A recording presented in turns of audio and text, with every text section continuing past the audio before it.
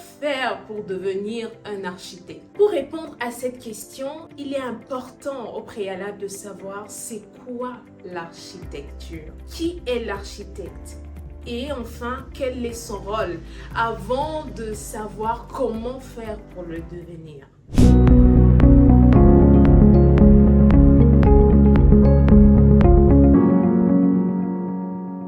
Salut à toi et bienvenue dans cette nouvelle vidéo.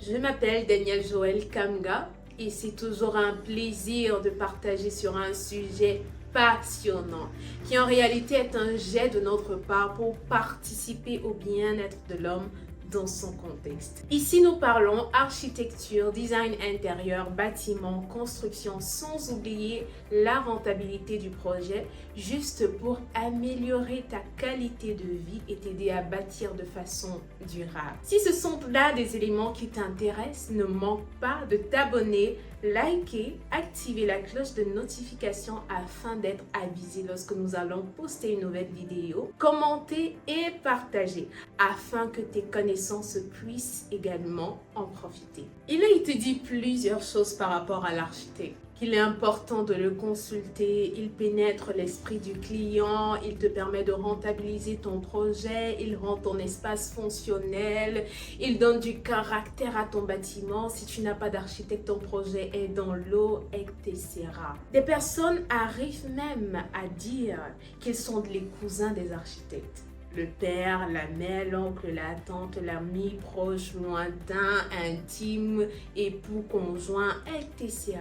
Ça devient tellement un privilège qu'on en arrive à se demander comment faire pour devenir un architecte. Pour répondre à cette question, il est important au préalable de savoir c'est quoi l'architecture. Qui est l'architecte?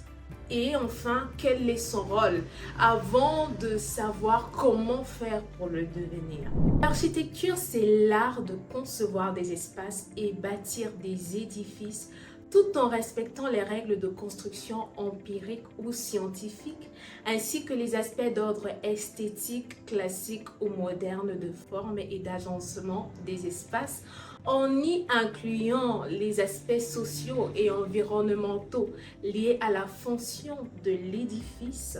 Ceci également en tenant en compte l'intégration dans son environnement.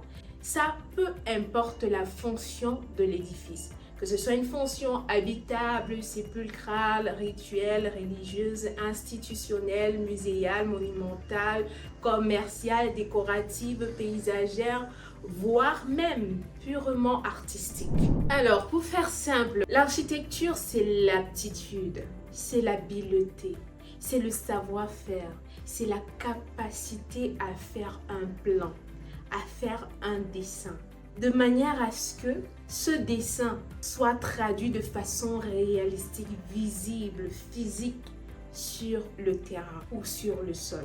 C'est en fait ça l'architecture. Et ceci prend en considération quoi? Les besoins du client. En principe, il s'agit de tes besoins. Comment est-ce qu'on procède? Parce que ce dessin-là, ce dessin qui est fait, il n'est pas le fruit du hasard. Il part en réalité de ce que tu exprimes à l'architecte. Alors, si tu as besoin de ta maison de rêve, si tu as besoin d'une entreprise, tu as besoin de ton usine, de ta ferme, de ta porcherie, etc., peu importe l'échelle. Pendant que tu seras en train de converser avec l'architecte, il va cerner exactement ton besoin et c'est ça qui va traduire avec des traits et te permettre à la fin d'avoir ton projet en bonne et due forme. Et tu verras que ton projet, ce n'est pas simplement un bâtiment ou une maison qu'on t'offre. En réalité, c'est un espace, c'est un édifice qui tient compte de ta culture et de ta personne.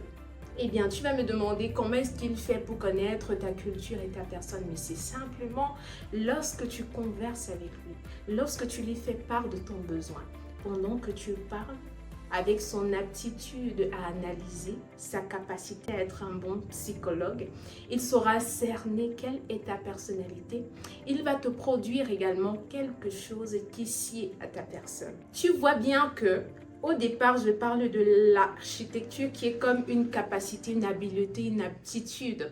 Mais à côté de cela, la personne qui porte en elle cette capacité, c'est elle l'architecte. Ou encore, la personne qui va réaliser ce plan ou ce dessin, c'est la personne qui a la fonction d'architecte.